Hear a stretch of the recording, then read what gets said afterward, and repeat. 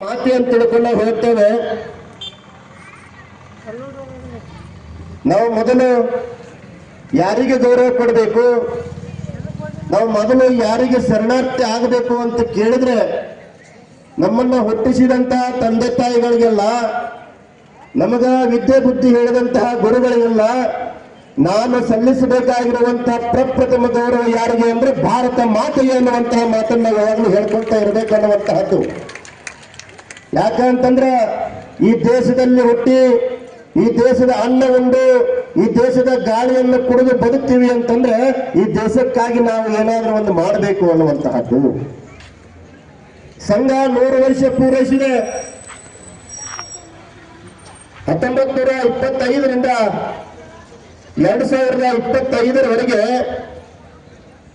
ಸಂಘ ಸದಾಕಾಲ ದೇಶದೊಳಗೆ ಹಿಂದೂಗಳನ್ನು ಎಚ್ಚರಿಸುವಂತಹ ಕೆಲಸವನ್ನ ಮಾಡಿಕೊಂತ ಬಂತು.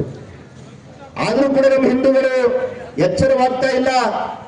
ಯಾಕೆ ಎಚ್ಚರವಾಗ್ತಿಲ್ಲ ಅಂತಂದ್ರ ಇದರಲ್ಲಿ ಇರ್ತಕ್ಕಂತಹ ಭಾವನೆಗಳು ಶುದ್ಧ ಆಗಬೇಕು ಅನ್ನುವಂತಹದ್ದನ್ನ ಹೇಳ್ಕೊಂತ ಬರ್ತಾ ಇದ್ದಾರೆ.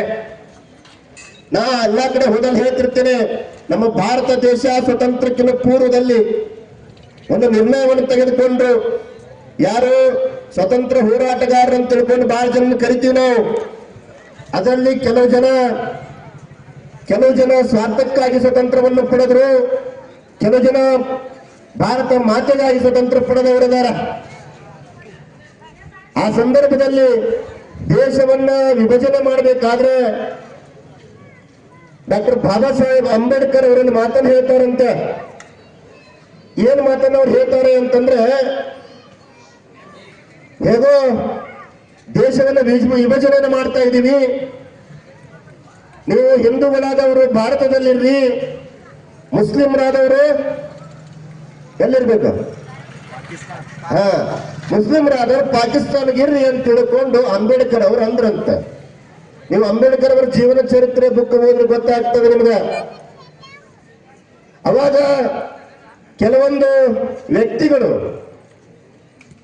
ಈಗ ಅಲ್ಲ ಸ್ವತಂತ್ರಕ್ಕಿಂತ ಪೂರ್ವದಲ್ಲಿನೂ ಕೂಡ ಕೆಲವೊಂದು ವ್ಯಕ್ತಿಗಳು ನಮ್ಮ ಧರ್ಮದಲ್ಲೇ ಇದ್ದು, ನಮ್ಮ ಜಾತಿಯಲ್ಲೇ ಇದ್ದು ಮತ್ತೊಂದು ಧರ್ಮದ ಅನುಕರಣೆ ಮಾಡುವವರನ್ನು ನಾವು ನೋಡ್ತಿದ್ದೇವೆ.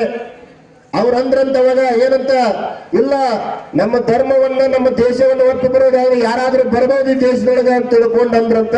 ಅವಾಗ ಈ ದೇಶದೊಳಗೆ ಬೇರೆ ಬೇರೆ ಜಾತಿಯವರು ಬೇರೆ ಬೇರೆ ಧರ್ಮದವರು ಬಂದು ನೆಲೆ ಊರಿದ್ರು. ನಾಡಗೀತೆಯೊಳಗೆ ಒಂದು ಮಾತು ಬರ್ತದೆ, ಏನಂತ, ಸರ್ವ ಜನಾಂಗಗಳ ಶಾಂತಿಯ ತೋಟ, ರಸಿಕರ ಕಂಗಳ ಸೆಳೆಯುವ ನೋಟ ಅಂತ ತಿಳ್ಕೊಂಡು ಹೇಳ್ತಾರೆ. ಇವೆಲ್ಲ ಮಕ್ಕಳು ನಾಡಗೀತೆಯನ್ನು ರಾಷ್ಟ್ರೀಯತೆ ಹಾಡ್ತಿರ್ತಾರೆ ಶಾಲೆಯೊಳಗ. ಹಿಂದೂ ಕ್ರೈಸ್ತ ಮುಸಲ್ಮಾನ ಪಾರಸಿಕರ ಜೈನರ ಉದ್ಯಾನ ಅಂತ ತಿಳ್ಕೊಂಡು. ಯಾಕಂದ್ರೆ ಹೇಳಿದ್ರು ಅಂತಂದ್ರೆ, ಜಗತ್ತಿನೊಳಗೆ ಅನೇಕ ದೇಶಗಳಿದಾವೆ, ಆದ್ರೆ ಹಿಂದೂಗಳನ್ನ ಗೌರವಯುತವಾಗಿ ನೋಡುವಂತಹದ್ದು, ಹಿಂದೂಗಳನ್ನ ಸಾಕುವಂತಹದ್ದು, ಹಿಂದೂಗಳಿಗೆ ಬೆಲೆ ಕೊಡುವಂತಹ ದೇಶ ಯಾವ್ದಾದ್ರೂ ಒಂದಿದ್ರೆ ಅದು ನನ್ನ ಹೆಮ್ಮೆಯ ಭಾರತ ಅಂತ ತಿಳ್ಕೊಂಡು ನಾನು ಎದೆ ಮುಟ್ಟಿ ಹೇಳ್ಕೊಳ್ತೇನೆ ಅನ್ನುವಂತಹದ್ದು. ಈ ಹೆಮ್ಮೆ ನಿಮ್ಮೆಲ್ಲರಲ್ಲಿ ಇರಬೇಕು ಅನ್ನುವಂತಹದ್ದು. ಮೊನ್ನೆ ನಾನು ಪಬ್ಲಿಕ್ ಟಿವಿ ನೋಡ್ತಾ ಇದ್ದೆ. 9 ಗಂಟೆಗೆ ಒಂದು ನ್ಯೂಸ್ ಬರ್ತದೆ. ಯಾವ್ದು ನ್ಯೂಸ್ ಅದು? ರಂಗಣ್ಣ ಬರ್ತಾರಲ್ಲ, ಪಬ್ಲಿಕ್ ಟಿವಿ. ಅವ್ರು ಹೇಳ್ತಾ ಇದ್ರು ಏನಂತಂದ್ರೆ, ಅವ್ರು ಯಾರಿಗೆ ಮುನಾಜ್ ನೋಡಂಗಿಲ್ಲ ವ್ಯಕ್ತಿ. ಕಾಂಗ್ರೆಸ್ನವ್ರಿಗೆ ಮುನಾಜ್ ನೋಡಂಗಿಲ್ಲ, ಬಿಜೆಪಿ ಅವ್ರಿಗೆ ಮುನಾಜ್ ನೋಡಂಗಿಲ್ಲ. ಅವ್ರು ಯಾರು ತಪ್ಪು ಮಾಡ್ತಾರೆ ಅವ್ರಿಗೆ ಅಲ್ಲೇ ಡ್ರಾ, ಅಲ್ಲೇ ಬಹುಮಾನ. ಏನ್ ಹೇಳ್ತಿದ್ರು ಅವರು ಅಂತಂದ್ರೆ, ಬೇರೆ ಧರ್ಮದವರಿಗೆ ಬೇರೆ ಜಾತಿಯವರು ಹತ್ರ ಅವ್ರ ಕಣ್ಣೀರು ಒರೆಸಕ್ಕೆ ಸುಮಾರು ರಾಷ್ಟ್ರಗಳಿದ್ದಾವೆ, ಮುಸ್ಲಿಂ ರಾಷ್ಟ್ರಗಳು ಸುಮಾರಾಗಿದ್ದಾವೆ, ಕ್ರಿಶ್ಚಿಯನ್ ಧರ್ಮವನ್ನು ಅಳವಡಿಸಿಕೊಂಡಂತಹ ರಾಷ್ಟ್ರಗಳು ಬಹಳ ಇದ್ದಾವೆ ಅವ್ರನ್ನ ಕಾಪಾಡಲಿಕ್ಕೆ. ಆದ್ರೆ ಹಿಂದೂಗಳಿಗೆ ಯಾವುದೇ ದೇಶದಲ್ಲಿ ತೊಂದರೆ ಕಾಪಾಡುವಂತಹ ದೇಶ ಒಂದೇ ಒಂದು, ಅದು ನನ್ನ ಹೆಮ್ಮೆ ಒಂದೇ ದೇಶದ ಎನ್ನುವಂತಹ ಮಾತನ್ನು ಅವರು ಹೇಳಿದ್ರು ಅನ್ನುವಂತಹದ್ದು ನಾವು ಅರ್ಥ ಮಾಡ್ಕೋಬೇಕು. ಆಗ್ಲೇ ನಮ್ಮ ವಕ್ತಾರರು ಮಾತಾಡ್ಬೇಕಾದ್ರೆ ಹೇಳಿದ್ರು, ಆಂತರಿಕ ಸಮಸ್ಯೆ ಮತ್ತು ಬಹಿರಂಗ ಸಮಸ್ಯೆ ಅಂತ ತಿಳ್ಕೊಂಡು. ಏನಂದ್ರೆ ಆಂತರಿಕ ಸಮಸ್ಯೆ, ಬಹಿರಂಗ ಸಮಸ್ಯೆ.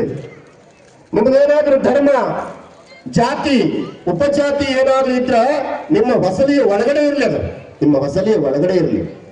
ನಾನು ಬ್ರಾಹ್ಮಣ, ನಾನು ಲಿಂಗಾಯತ, ನಾನು ಆದು, ನಾನು ಈದು ಅಂತ ತಿಳ್ಕೊಂಡು ನೀವು ಹೊರಗೆ ಬಂದು ಆ ಜಾತಿಯನ್ನು ಮಾಡಕ್ ಹೋಗ್ಬೇಡ್ರಿ. ನಾನು ಹೇಳ್ತೇನೆ, ಬಹಳ ಕಡೆ ಹೇಳ್ತೇನೆ, ನಾನು ಮೇಲ್ವರ್ಗದ ವ್ಯಕ್ತಿಯನ್ನು ಹಿಡ್ಕೊಂಡು ಏನು ಕೆಳವರ್ಗದ ವ್ಯಕ್ತಿಗಳಂತ ಕರಿತಿರಲ್ಲ, ಏನು SC ST ಅಂತ ತಿಳ್ಕೊಂಡು ಕರಿತಿರಲ್ಲ, ಅವರು ಕೂಡ ನಮ್ಮ ಸಮಾನವಾಗಿ ಇದ್ರೆ ಮಾತ್ರ ನಮ್ಮ ದೇಶ ಉಳಿದಕ್ಕೆ ಸಾಧ್ಯ ಅನ್ನುವಂತಹದನ್ನು ಅರ್ಥ ಮಾಡ್ಕೋಬೇಕು. ಅವರೇನು ಕೆಟ್ಟವರಲ್ಲ, ಅವರ ರಕ್ತನೂ ಕೂಡ ಕೆಂಪಾಗಿದೆ, ನಮ್ಮ ರಕ್ತನೂ ಕೆಂಪಾಗಿದೆ. ಅವರನ್ನ ಕೀಳು ಮಟ್ಟದಲ್ಲಿ ನೋಡಕ್ ಹೋಗ್ಬೇಡ್ರಿ. ಅವರು ನಮ್ಮ ಹಿಂದೂಗಳೇ, ಅವರು ಹಿಂದೂಗಳೇ. ಅದನ್ನು ಅರ್ಥ ಮಾಡಿಕೊಂಡಾಗ ಮಾತ್ರ ನಮ್ಮ ಭಾರತ ದೇಶ ಸುಭದ್ರವಾಗಿರ್ಲಿಕ್ಕೆ ಸಾಧ್ಯ ಅನ್ನುವಂತಹದ್ದು. ಜಾತಿಯ ವಿಷಬೀಜವನ್ನ ಬಿಡ್ರಿ, ಪಕ್ಷದ ವಿಷಬೀಜವನ್ನ ಬಿಡ್ರಿ. ನೀವು ಪಕ್ಷವನ್ನ ಮಾಡೋದಾದ್ರೆ ಎಲೆಕ್ಷನ್ ಟೈಮ್ನಾಗ ಮಾಡ್ಕೋರಿ. ನೀವು ಕಾಂಗ್ರೆಸ್ನವ್ರು ಕಾಂಗ್ರೆಸ್ ಮಾಡ್ಕೋರಿ, ಬಿಜೆಪಿ ಅವರು ಬಿಜೆಪಿ ಮಾಡ್ಕೋರಿ, JDS ನವ್ರು JDS ಮಾಡ್ಕೊಂಡು ಬೇಡ ಅನ್ನಂಗಿಲ್ಲ. ಆದ್ರೆ ದೇಶ ಧರ್ಮ ಅಂತ ಬಂದಾಗ ನಾವೆಲ್ಲರೂ ಒಂದು ಅನ್ನುವಂತ ಭಾವ ಇಟ್ಕೊಂಡ್ರಿ ಅಂತಂದ್ರ ಅವಾಗ ಭಾರತ ಮಾತೆಯ ಗೌರವ ಉಳಿತದೆ ಅನ್ನುವಂತಹದ್ದು. ಒಬ್ಬ ಕವಿ ಹೇಳ್ತಾನೆ, ಅವರಿವರ ಧರ್ಮಕ್ಕೆ ಜಯವಾಗಲಿ ಎನ್ನುವವರ ಖಂಡನೆಯ, ಅವರಿವರ ಜಾತಿಗೆ ಜಯವಾಗಲಿ ಎನ್ನುವವರ ಖಂಡನೆಯ, ಅವರಿವರ ಪಕ್ಷಕ್ಕೆ ಜಯವಾಗಲಿ ಎನ್ನುವವರ ಖಂಡನೆಯ, ಭಾರತ ಮಾತೆಗೆ ಜಯವಾಗಲಿ ಎನ್ನುವರು ನೀನೊಬ್ಬನೇ ಛತ್ರಪತಿ ಶಿವಾಜಿ ಮಹಾರಾಜ್ ಅನ್ನುವಂತಹದನ್ನ ನಾವು ಎಂದೂ ಮರಿಬಾರದು ಅನ್ನುವಂತಹದ್ದು. ಬಹಳ ಜನ ಹೇಳ್ತಿರ್ತೀವಿ, ನಾ ಆ ಜಾತಿ, ನಾ ಈ ಜಾತಿ, ನಾ ಆ ಧರ್ಮ, ನಾ ಈ ಧರ್ಮ ಅಂತ ತಿಳ್ಕೊಂಡು ಹೇಳ್ತೀವಿ. ಬಾಗಿಲ ದಾಟಿದ ಮೇಲೆ ಅದೆಲ್ಲ ಧರ್ಮ ಜಾತಿ ಒಳಗಿರ್ಲಿ. ನಮ್ಮ ಧರ್ಮ ಯಾವುದು ಅಂತಂದ್ರ ಹಿಂದೂ ಧರ್ಮ, ನಮ್ಮ ಪಕ್ಷ ಯಾವುದು ಅಂತಂದ್ರ ಭಾರತ ಮಾತೆಯ ಪಕ್ಷ ಅನ್ನುವಂತಹದನ್ನು ನಾವು ಎಂದು ಮರಿಬಾರದು ಅನ್ನುವಂತಹದ್ದು. ಆಗ ಹೇಳ್ತಿದ್ದೆ ನಿಮಗೆ ನಾನು, ಆಂತರಿಕ ಸಮಸ್ಯೆ ಏನು ಅಂತಂದ್ರ ಈಗಿಂದಲ್ಲ, ಇದು ಈಗಿಂದಲ್ಲ.